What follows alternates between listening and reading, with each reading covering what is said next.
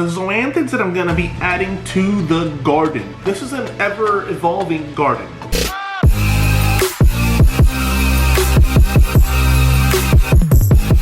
If you like what you see, subscribe and hit the bell. What's up, reefers? Welcome back to another episode of Zoanthid Boyz. In this episode, as you just saw, we're going to be making a garden, a zoanthid garden. I'm gonna grab some of my favorite zoanthids that are hardy, fast growing, bunch them all together and make them look really, really cool. A lot of really cool reefers that have done their take on this type of thing. This is gonna be ours. This is gonna go in the Red Sea Max Nano. I picked out the perfect rock for this setup. I'm gonna do it real nice. I have a lot of frags already done up in my frag tank and in my display because I've been wanting to do this for a while. I hope you guys are ready. Let's go do this. Alrighty, reefers. So this is actually the rock that I'm gonna be using to place the Zoa garden on. So I'm actually gonna dig this in the sand. It's gonna be standing up as such, and hopefully we get growth all over this thing. So I'm gonna set the little area up. We do have our towel. We got the rock. So you guys are gonna think I'm crazy, because there is sand back in the Red Sea Max Nano.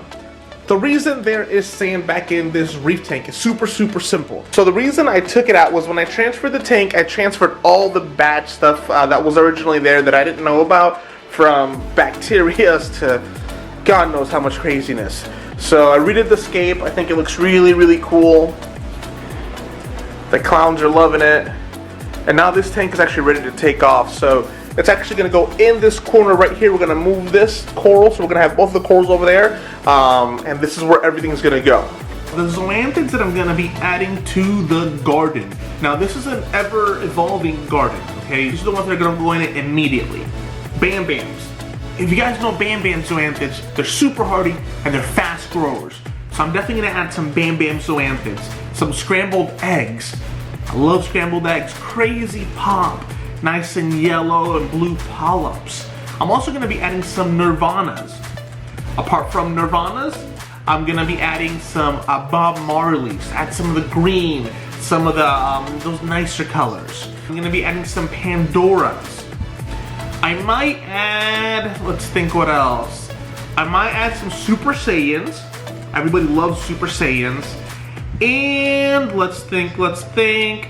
I have a no-name pally that I've been looking to put somewhere. It's a nice purple. At first I thought it was a Miami Vice and it morphed. But those are some of the zoanthids that we're going to be adding to this garden. Now the cool thing about all those zoas is they're super hardy. They are fast growers. So one thing you'll notice about the way we're doing the scape is we're putting the fast growers near each other. A lot of issue a lot of people do when they create these Zoa gardens is they'll put a slow-growing zoanthid next to an overwhelmingly fast-growing zoanthid. And what ends up happening is the fast-growing zoanthid smothers it, and then it disappears and dies. So you want to be aware as to the growth rate, light parameters, and how they overall do when they're in that kind of bunched up bouquet environment. But all the ones that I named are really good, fast growers, and really hardy. So I'm actually gonna take you guys with me to look at the frags that I'm gonna pull. Some of them are already ready, and then we'll get this thing started. Alrighty, reefers, so we got the lid off the tank. So that frag right there, we're actually gonna grab that little guy there. We might grab the halle berries back there. And then all the other frags are located in the other tank. Cool little update on this tank. So I took out a whole bunch of the corals in here and put it on the main display. I'm actually going to do a water change today, so I might walk you guys through that as well. There's that really nice big Super Saiyan colony in the back.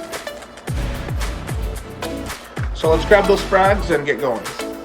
Alrighty, reefers. So some of the tools that we're going to need for this job is going to be bone cutters.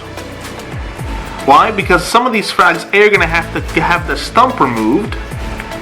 An example, this right here.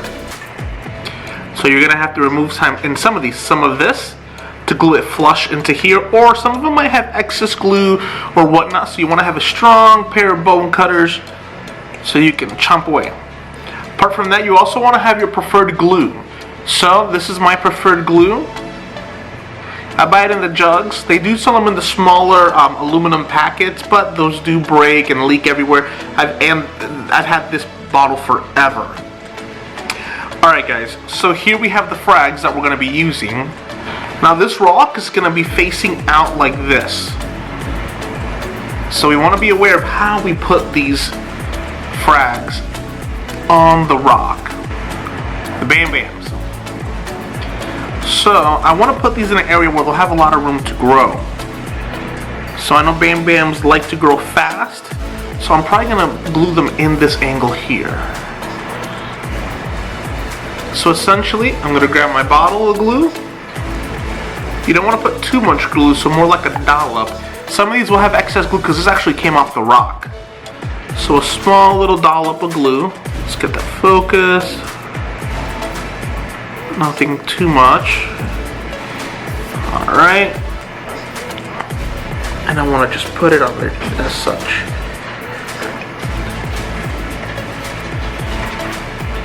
Alright guys, so the first one is done. So the whole goal here is once everything opens up, it'll create almost like a rainbow effect. And this will look really, really nice once everything grows in. Now this frag's going to be interesting because I don't think I can cut this frag. I've tried many times. But let's try. I don't think this frag cuts. Oh, it does. Alrighty, so that was the example of actually removing the stump from the frag. I'm trying to get the focus, yeah. So that's how you want to use your bone cutters. There's your little dollop. This is the Halle Berry frag. Not too much glue. And again, remember, Halle Berries do grow pretty quickly, so be aware of where you put them. So I put it in the back.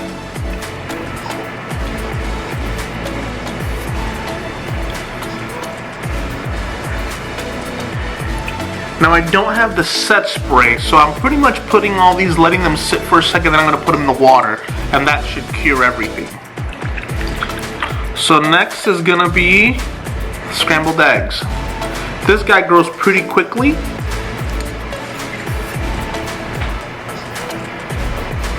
So you get your bone cutters,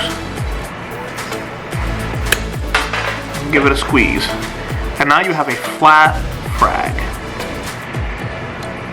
ready to be placed.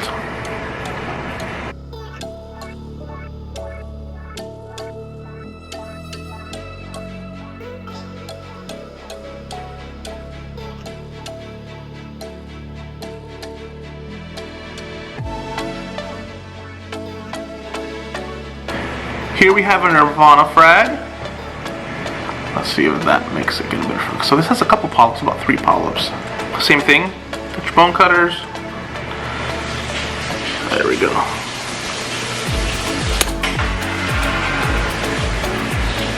Now sometimes people worry about having zoanthids out of water for an excessive long amount of time. Zoanthids are pretty hardy, so 5-10 minutes while you're working on them won't do them too much harm, but you don't want to take much more time than that. Again, a little bit more.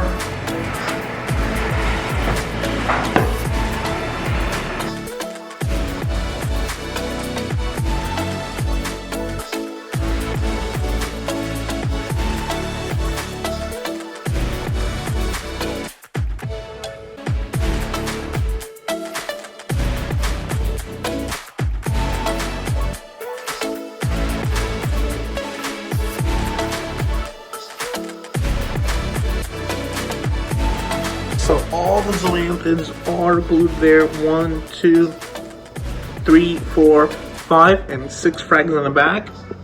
So while they acclimate, you can even see some of these are already opening up. Like the Bam Bams are already opening up. Scrambled eggs, you can see a little bit of color. These guys are almost opened. That guy. We'll see if he does get back there, or he might need a little bit more light. But zoanthids don't mind a little light. So we're going to come check on these guys in a little bit. Hopefully they're all opened up. Right before I was going to step away from the tank, I looked a little closer to figure out why the Halle Berries were not opening. I don't know if you could see that, but right there in the center between those 2 polyps is actually a piece of Aptasia. So I'm actually going to use some Aptasia X, which is right over here. I always have this handy to eradicate that piece, and hopefully we get that whole colony to open. Alright guys, so I'm going to try to do this all same time. So there's the Aptasia. You can actually see the mouth of it. So I want to make sure I get oh, there's a great shot of it.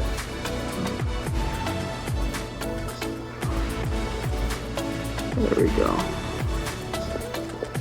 That's a pretty good shot. So that will kill that Aptasia. Hopefully in a couple minutes that whole colony opens up, so I'll keep you guys posted. So here's the Zoa Garden, 24 hours later. As you can see, everything is thriving. I did add some emeralds on fire and some radioactive dragon eyes. We hope you enjoyed this episode of Zoanthid Boyz. Till next time, Zoanthid Boyz out.